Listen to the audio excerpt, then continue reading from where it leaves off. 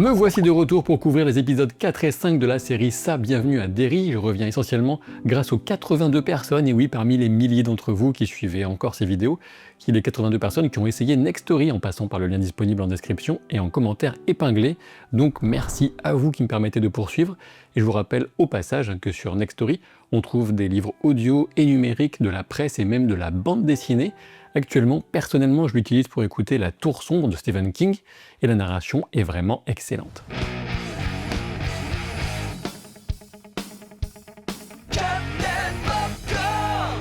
Cette analyse est clairement destinée à celles et ceux parmi vous qui ont vu les épisodes 4 et 5 et qui ne sont pas contre quelques explications de lore, spéculations et autres théories. L'épisode 4 commence avec l'échec complet de la tentative des enfants d'innocenter le père de Ronnie avec les photographies prises dans le cimetière.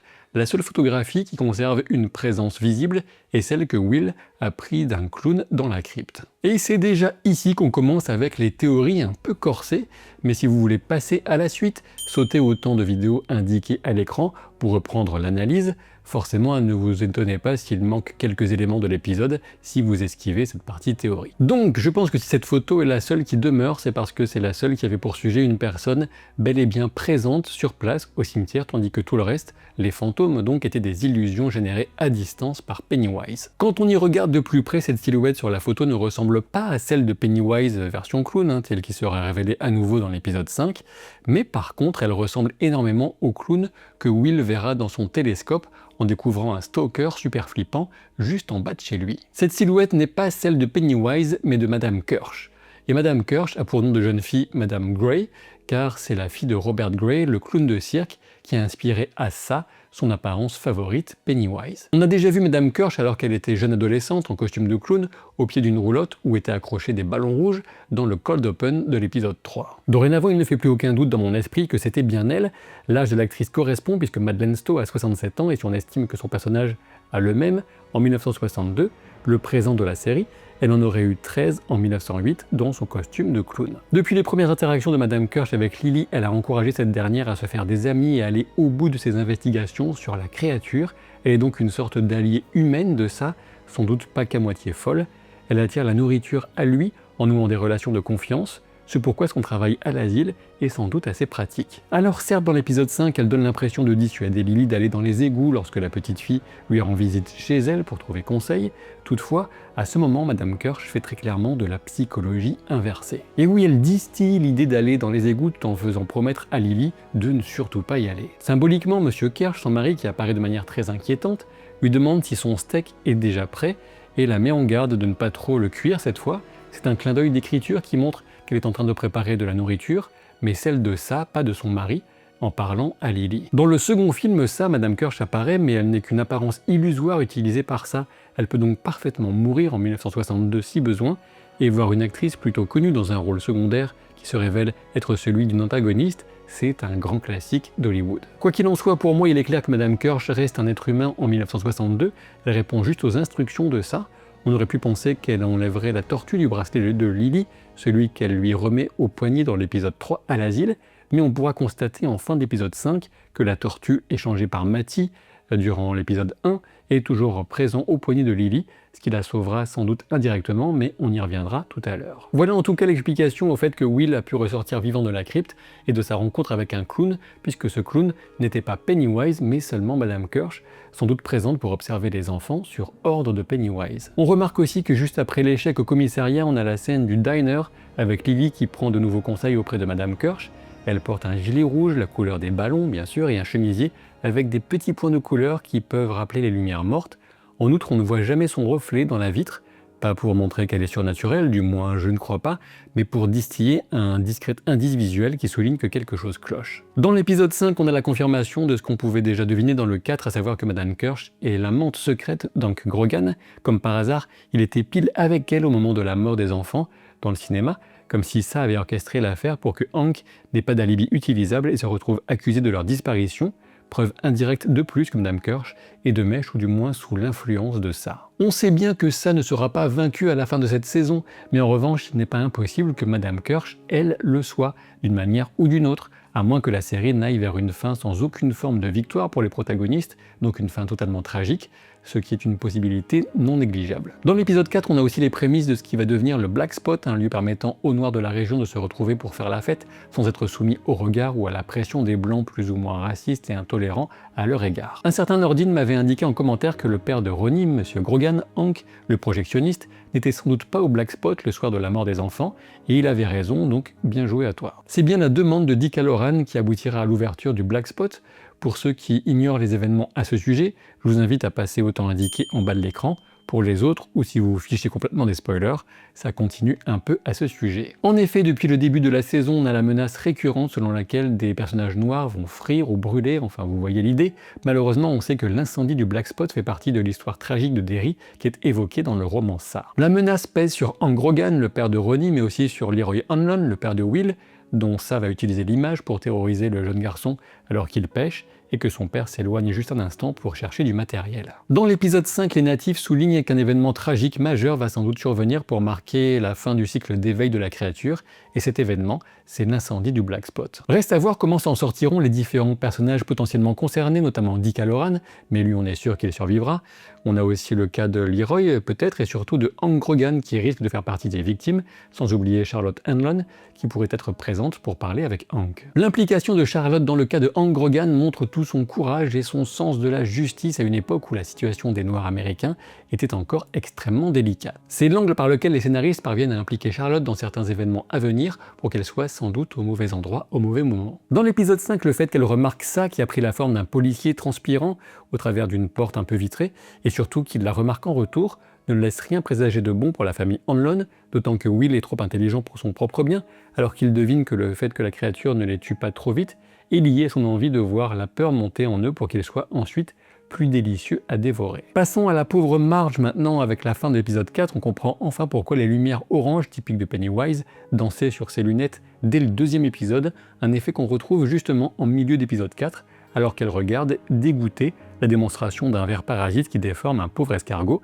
déformation qu'on retrouvera bien sûr pour ses propres yeux plus loin dans l'épisode. Le plan des patty cakes pour humilier Lily en public avec la complicité d'un sale type populaire était vraiment immonde, et on sent que Marge va vendre la mèche et prendre le parti de son ami d'enfance, enfin, lorsque ça s'attaque à elle, sentant justement que la volonté de Marge l'emporte sur la méchanceté ambiante qu'il fait régner sur quasiment tous les habitants de la ville de Derry. Je ne sais pas ce que vous en pensez, mais pour moi la scène de l'atelier est un peu hardcore, surtout quand on n'aime pas trop, comme c'est mon cas, tout ce qui touche à une atteinte aux yeux. Outre l'impact du cours sur les parasites d'escargot, on peut aussi se souvenir que Marge trouve que ses lunettes lui font de trop gros yeux, ce pourquoi ça va encore taper là où ça fait mal. On apprécie au passage la petite note de sadisme rigolo avec les transitions entre l'atelier et le couteau de Charlotte qui fait exploser une tomate. On retrouve à nouveau la menace pour Lily de se faire enfermer à Juniper Hill, mais l'épisode 5 désamorce encore ce danger comme l'épisode 3 avait réduit l'impact de la fin du deuxième. Mais je me demande si Lily échappera toute la saison à Juniper, et je commence à craindre qu'elle y finisse en réalité. Là encore, tout dépendra de la tonalité plus ou moins tragique qui sera choisie en fin de saison, sachant que contrairement au film, la série a toute l'attitude pour aller vers des fins pas du tout heureuses, comme c'est relativement fréquent dans le genre horrifique. Un des gros morceaux de l'épisode 4, c'est bien évidemment l'histoire de ça, telle que transmise de génération en génération chez les natifs, lorsque Dick Hallorann explore les souvenirs de Thaniel. L'usage visuel de portes pour aller vers telle ou telle portion du cerveau, de la mémoire de Thaniel, peut être éventuellement un clin d'œil des portes dans le deuxième tome de la Tour Sombre, que, je vous le rappelle, vous pourrez écouter en profitant des 45 jours d'essai gratuit de Nextory, en passant par le lien en commentaire épinglé et en description, et ce qui permettra de véritablement soutenir mon travail, notamment ma capacité à poursuivre l'analyse de cette série, malgré un nombre de vues relativement faible. Avec ce savoir natif, on a donc une version assez proche du lore de ça tel qu'on le connaît, à savoir un esprit maléfique arrivé sur Terre depuis l'espace Todash. La série y ajoute toute cette histoire de matériaux météoritiques qui servent de prison à la créature et qui peuvent ensuite être utilisés pour la contenir et la faire reculer. Alors en faisant un petit peu de mauvais esprit, voilà qui ressemble quand même à Kal-El et à la kryptonite, mais à la place de la cape rouge, on a ici des ballons. Alors je me moque, mais certains aspects de cette histoire étaient plutôt cool, comme l'apparition de ça en mode Wendigo, ou ensuite en prêtre chrétien. Avant de revenir au prêtre avec cette scène bien délirante et extrême dans le genre, je m'arrête sur le mot galou qui est utilisé pour désigner la créature ça. Les galous avec un U en français, ou deux O en anglais éventuellement, sont à l'origine des démons de la Mésopotamie. Alors qu'est-ce qui a motivé le choix de ce terme utilisé chez les natifs? Je l'ignore, peut-être une notion de voyage des cultures et des croyances entre continents bien avant la pseudo-découverte de l'Amérique par Colomb notamment. Le combat de la chef native contre ça en forme de prêtre vient piocher dans toute une série de peurs on ne peut plus logique pour une personne qui a vu son monde totalement chamboulé par l'arrivée des colons. On y voit d'abord la peur de ceux qui cherchent à les endoctriner dans une religion qui n'est pas la leur, avec l'enfant Jésus qui sort du ventre du prêtre pour venir frapper d'une lance la chef, comme Jésus l'a été sur la croix. On remarque aussi la maladie qui attaque la peau de la chef native, rappel des ravages causés par les maladies importées par les colons. Le fait qu'il y ait apparemment 13 piliers mis en place pour cloisonner l'influence de ça n'est pas anodin déjà, on peut y voir une sorte de déclinaison des 13 rayons qui maintiennent la tour sombre, sachant que le nombre 13 porte malheur, et que Stephen King en a même la phobie. C'est ce qu'on appelle la triskaïdécaphobie, et l'auteur ne déconne pas avec ça au point d'éviter de marcher directement sur les 13e marches des escaliers par exemple. Lorsque Daniel indique qu'il faut passer sous la maison de Neighbold Street, on peut commencer à avoir des doutes en tant que spectateur, et effectivement l'épisode 5 nous confirme que c'était bel et bien un piège destiné à confronter les soldats à la créature, sans doute pour calmer leurs ardeurs. Passons à l'épisode 5, on y découvre que la blessure de Marge semble relativement superficielle et ne concernait que sa paupière, et comme je le disais, Lily également s'en sort étonnamment bien, avec l'apparition de Matty qui sort de la tente et dans le reste de l'épisode, vous avez sans doute eu l'impression que les enfants avaient grandi. Et vous avez parfaitement raison car le tournage de la série a été interrompu par la grève et les enfants ont donc repris quelques mois plus tard, ce qui fait parfois une sacrée différence en pleine poussée de croissance. Le fait que Matty était Pennywise depuis le début peut se deviner notamment du fait de son teint gris et lorsqu'il sera le seul dans les égouts à ne pas subir les effets des calmants de la mère de Lily. Néanmoins, la saison a très astucieusement joué sur l'ambiguïté en laissant de fausses pistes qui ont amené certains spectateurs à supposer que Phil et potentiellement Matty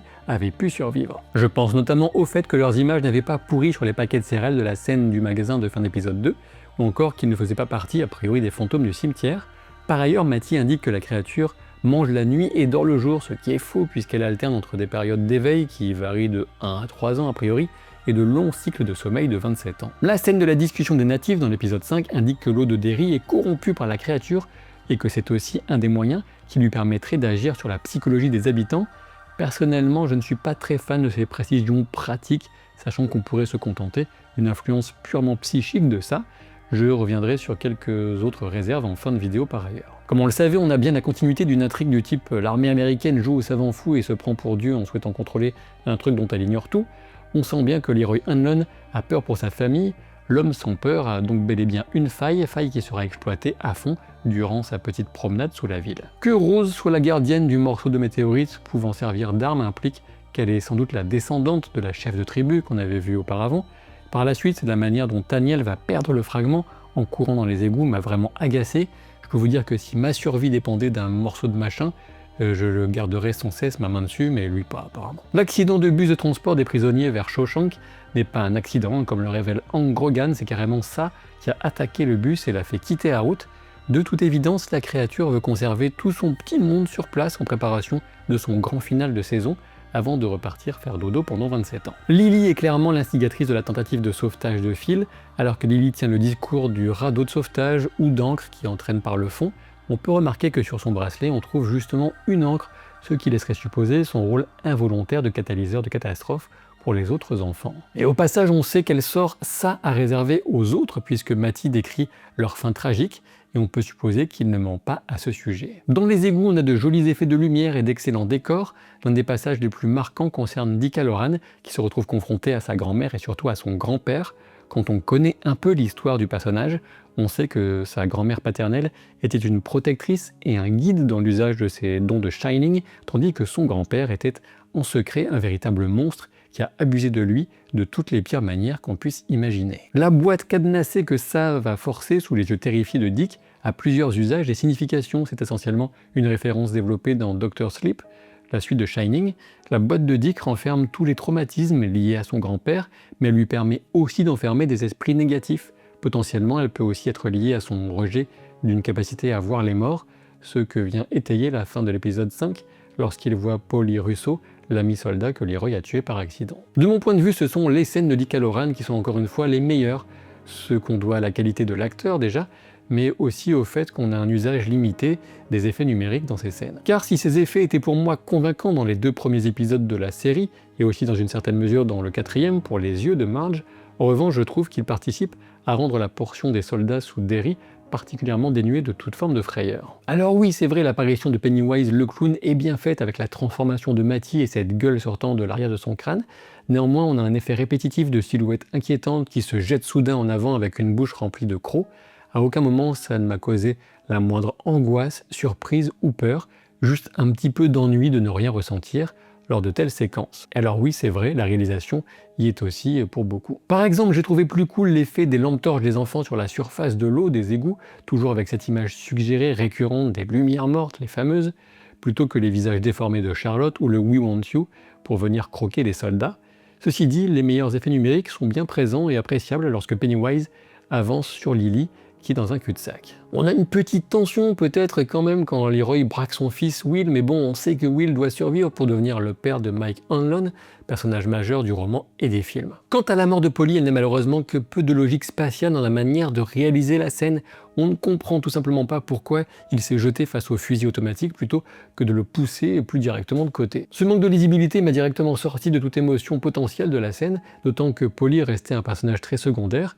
Passons à Lily qui se retrouve séparée des autres, alors certes facilement, mais sachant que tous les gamins sont sous l'effet de médoc, rien de très étonnant. Et lorsque Lily se protège le visage par réflexe, on distingue nettement la tortue sur son bracelet, ce qui explique sans doute la chance que le morceau de météorite qui a été perdu par Daniel soit à ses pieds, la sauvant encore une fois d'extrême justesse, comme dans la scène du cinéma. Je l'ai déjà expliqué bien sûr, mais la tortue représente Mathurin, l'adversaire cosmique naturel, et si on peut dire, de ça ou Pennywise, ou Glamour, ou Lumière Morte 428, selon la manière dont vous préférez appeler cette petite ordure. Voir Charlotte se retrouver directement interpellée par Madame Kirsch qui cache Hank Grogan ne peut que mener à beaucoup de tensions et à une catastrophe imminente, mais bon, tout ça je l'ai traité dans la partie théorie, toi-même tu sais, public. Enfin, la boîte ouverte dans l'esprit de Dick peut aussi être une source d'attirance pour les esprits. Le regard voilé de Polly, qui semble aveugle de prime abord, mais qui se tourne vers Dick, semble clairement indiquer que dorénavant qu'elle est ouverte, il sera sans cesse ciblé par les morts sans repos. J'espère que cette analyse fournie vous a plu. Si vous ne voulez pas vous retrouver à zoner dans les sous-sols avec des clowns au cul, je vous invite à laisser pouce en l'air, commentaire, voire à profiter des 45 jours d'essai gratuit de Nextory. Il suffirait que vous soyez quelques dizaines de plus pour bien aider ces vidéos et la chaîne. Je vous dis à très vite pour de nouvelles aventures. Salut!